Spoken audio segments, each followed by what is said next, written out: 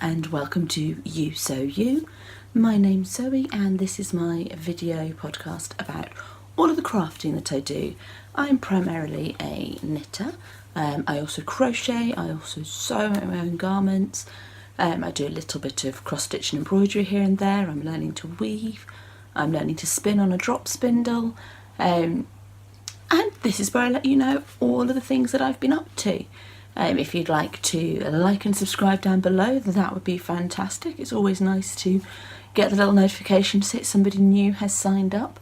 I also have a written blog over at www.yousou.com, and I can be found all over the interwebs on various different platforms.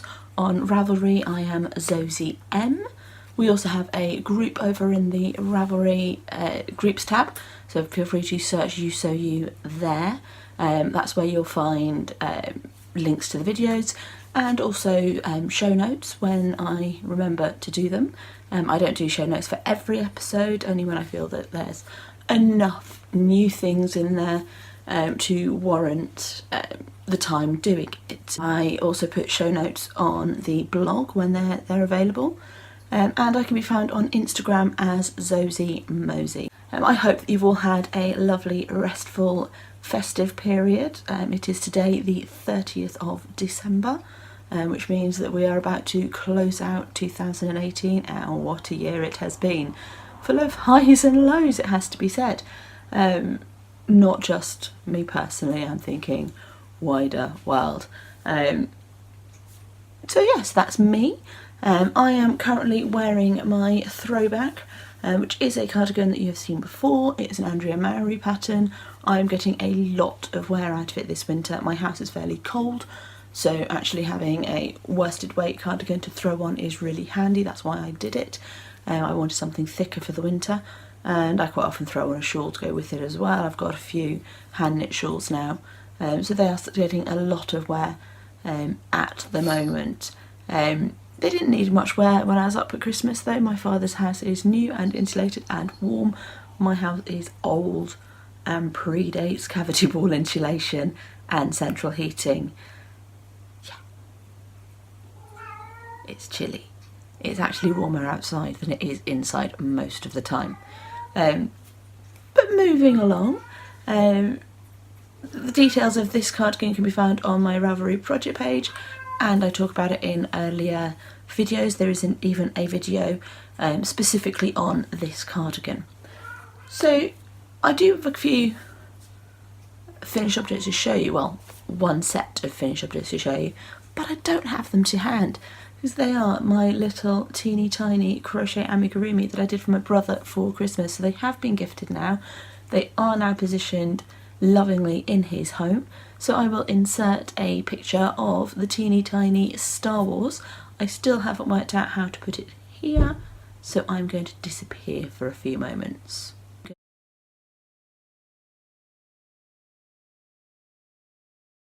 Okay, so those amigurumi were very gratefully received by my brother. He's still not worked out the difference between crochet and knitting, but he does know a lot of stuff about other stuff, so we'll forgive him on that one.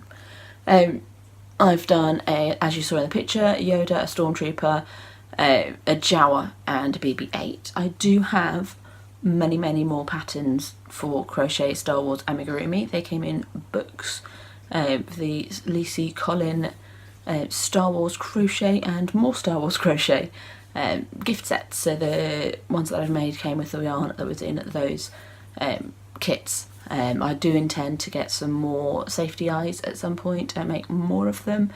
I intend to make some for myself as well. I'm not quite sure where I'll put them, but I'm sure I'll find a home somewhere for them. I did one other crafty gift this Christmas, and that was for my stepmother, who has recently learnt how to knit socks. She's completed one bar the bind off. One individual sock rather than a pair. Her circular needle wasn't long enough to do two at a time, so when I was teaching her how to do toe-up socks, as she'd only tried cuff down before, we did it one at a time just because there wasn't enough cable length. So for Christmas, and again I will disappear in a moment and show you a picture of the gift set, not here where my hand is, but I will disappear and it will come in front of me.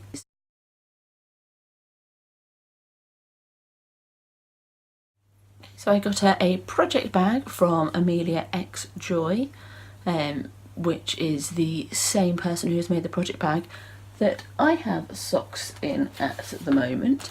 I have an adipose drawstring bag, which is a really good size.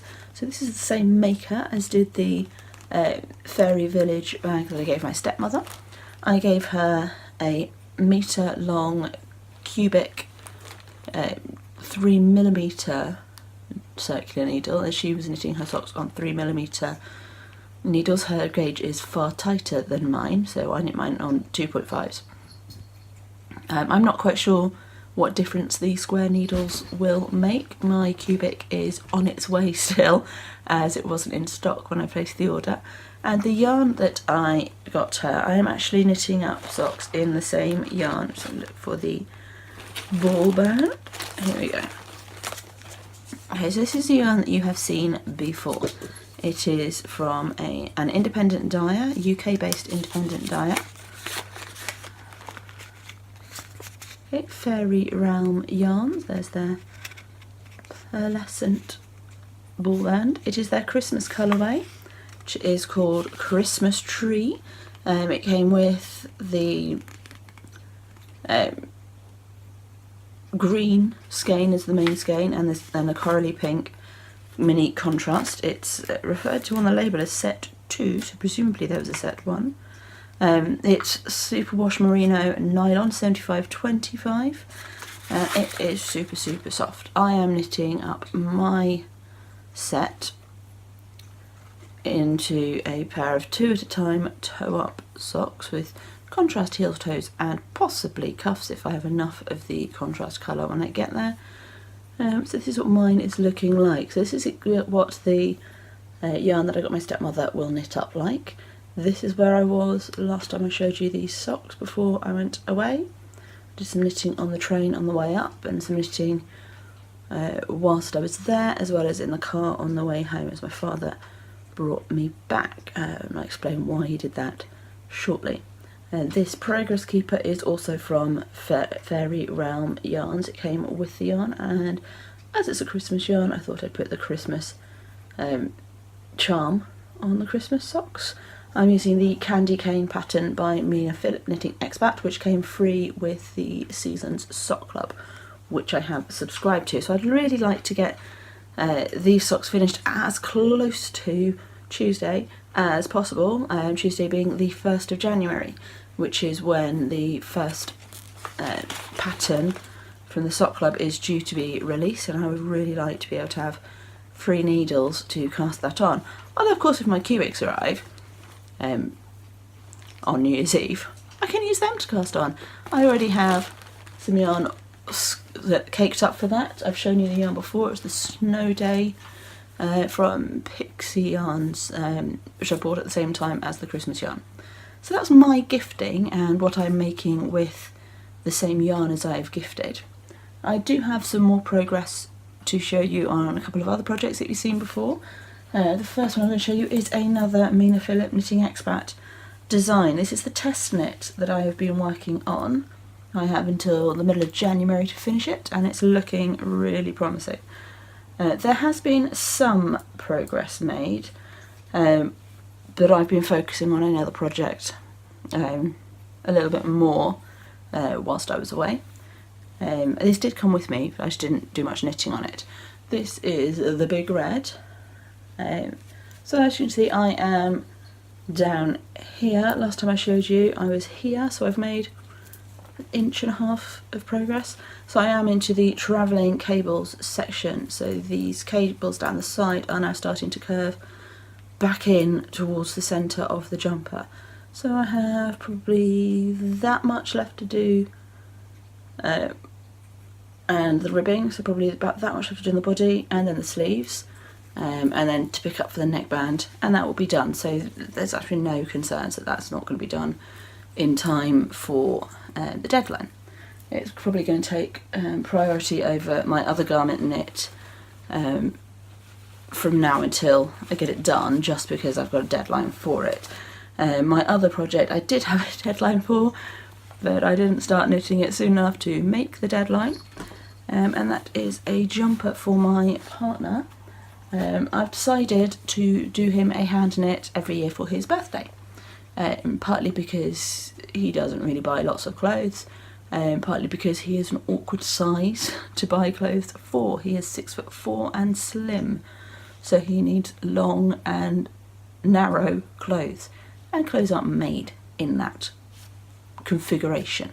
So I've decided that I'm going to be knitting him something each year for his birthday. His birthday is the 30th of December.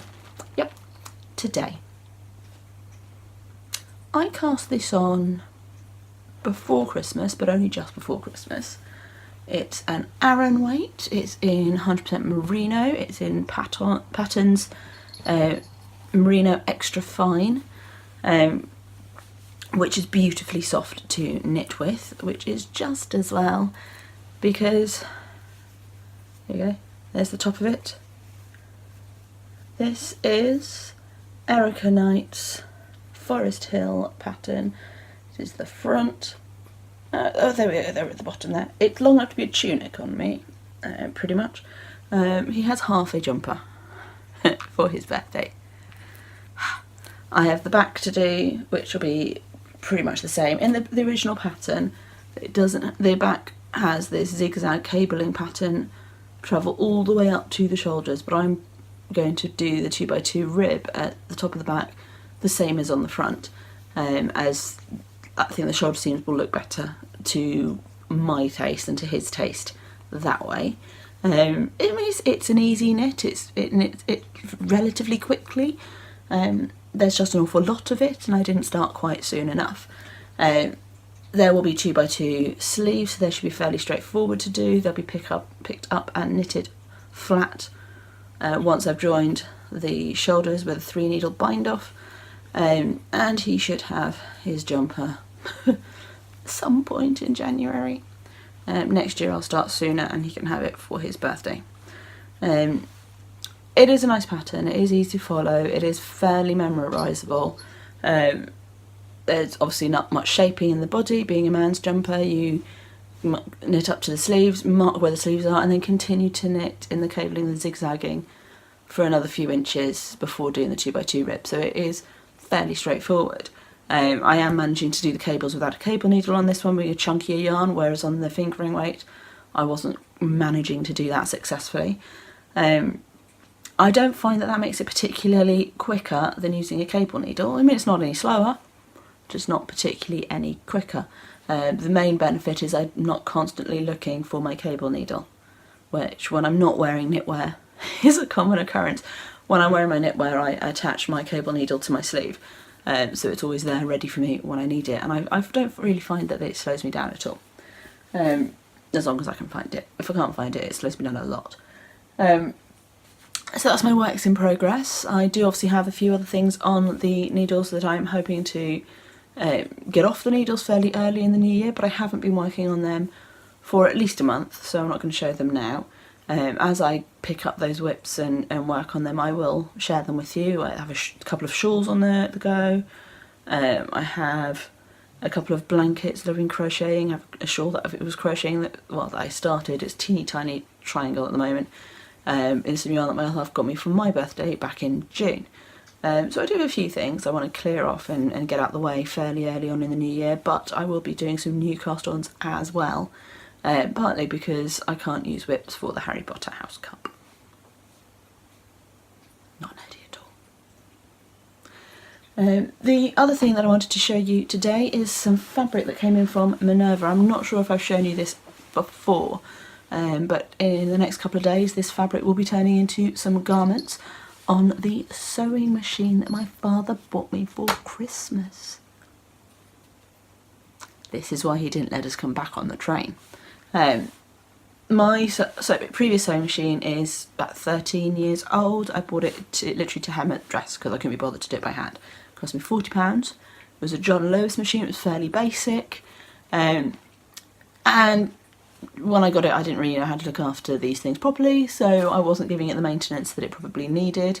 I have done so more recently, but to begin with I wasn't. And it's just old and it doesn't quite do everything that I want it to do. it's starting to show wear and tear and skipping stitches beyond my ability to fix it, but the cost of taking it in to get it repaired would be more than the cost of the machine. So I was a little bit reluctant to do that. And my father knew this. He also knew that I was looking for an upgraded machine at some point in the not too distant future with a one-step buttonhole. So that is what he has got me. It's a Genome machine, so it's made by the same people as made my previous machine. It's, the John Lewis machines are made by Genome. It's a 24 stitch machine, so it's got a lot of stitches, more than I will probably need. I'm not going to go for excessive numbers of stitches unless I'm doing lots of machine embroidery, which I don't really do. I do hand embroidery. So it's got plenty of stitches. It's not computerised, which is fine for me. I'm not at the point where that's something that I desperately need. As I say, I'm not doing machine embroidery where that sort of thing would be really handy. But it does have an auto threader and it does have a one-step automatic buttonhole. So I will be cracking that out of its case to stitch up this project for the Minerva blog. I have this lovely yellow floral scuba. It's not my normal sort of fabric at all. I've never sewn with scuba before. I do have some faux suede scuba that came in the Craftine box, but I've not sewn that up yet either. But this, I have 3 meters of it. It's very bright. It's warm fabric, so it's not going to be much in the way of summer outfits. I mean, stuff will get wear in the British summer because the British summer is not always as hot as it was last year. But it can be largely a spring, autumn, winter garment. I am thinking the BB skirt from Tilly and the Buttons stretch book and possibly a Freya top as well. But I think it might be a bit much for me to wear this fabric as a dress. I'd originally thought of doing a scuba dress when I requested the scuba options. From Minerva I had originally requested a polka dot in navy, which is much more the sort of thing that I would normally get, but that was very popular. So I was like, well, I'll give this a try and step out my comfort zone. But doing the two separates means I can wear it like a dress if I want to, but being such a bright thing, I'm going to get more wear out of it by doing it as separates, as I can team up the Freya with a pair of jeans or a black turtleneck or something with the BB skirt. Not that I have a black turtleneck, but you know what I mean, something more neutral on the top half with the bright skirt, and it would work quite well. So that's going to happen in the next few days. I have some sweatshirting drying, ready to be cut out into a Stella hoodie, and that Craftine project as well to be stitched up in the next few days. There's going to be a lot of sewing going on my new sewing machine. I will let you know how it performs. It is, as I say, a Genome. It's J324, 24 being the number of stitches that it has on it. And it's knob controls rather than buttons, which suits me fine. So yeah, a bit of an upgrade on my machine, without going to scarily high-end professional type machine. I am a home sewer. I am not a professional seamstress. Although that might be quite a nice thing to branch out into. So now that we're at the end of the year, everybody obviously starts to think forwards to next year and make plans. I haven't got any firm plans for 2019. I don't really make resolutions, as I find I don't really stick to them, so I don't bother. Sometimes I'll set myself goals of things that I would like to achieve over the course of the year. For my birthday, my father gave me some money and I bought myself a guitar back in June, and I still haven't learnt to play it, so that's something that I would like to do in 2019. Bit of an aspiration there. I want to do some more weaving, I want to do some more spinning, get better at both of those. At the moment I only have an inkle loom and a drop spindle, but I would like to graduate onto a rigid heddle loom and a wheel. But at the moment we don't have the space to store large bits of wooden weaving and spinning equipment. But one day, possibly later this year, I'll have a go at spinning on a wheel and weaving on a larger loom. My local fibre and spinning store, Freya Jones, which is in Stoke Mandeville, do courses, so I may well sign up for one of those. where you can use their equipment and have a go. I mean, obviously I would be very tempted to buy said equipment, but we'll see. I also failed miserably with the box of socks cal this year, although to be fair, I only started it in about April, May. And the idea is that you do 12 pairs of socks in the course of the year and store them in a box ready for the next year. Yeah, I've made 6, maybe 5, including the ones that are on the needles. So I obviously haven't managed that this year, but perhaps next year, now that I'm at the beginning of the year as an avid sock knitter, I may well manage to get 12 pairs of socks knitted by the end of the year. So that's an aspiration. I want to knit more garments, I want to do more sewing. I would like to finish some of the quilting projects that I started years ago. Now that I have a nice new machine, you never know, I might get that done. The thought of quilting a full-size throw type quilt by hand is a little bit daunting. My aunt does it, but I think I prefer to do it on the machine. I also have some smaller quilting projects that are sat languishing in the naughty corner, and will come out at some point. What else do I want to achieve in 2019? I want to get a better schedule with the written blog. It has been a little bit neglected over the past couple of months. So it's a box of socks, garments, blankets, need to get them finished. My temperature blanket is so far behind, it's ridiculous. It was so hot in the summer I just stopped doing it. So I need to get that back up and finished. Weaving, spinning, that's most of it. I don't really have a make 9 for 2019 at the moment. I do have a collaboration potentially on the cards for around about February time, so keep your eyes peeled for that.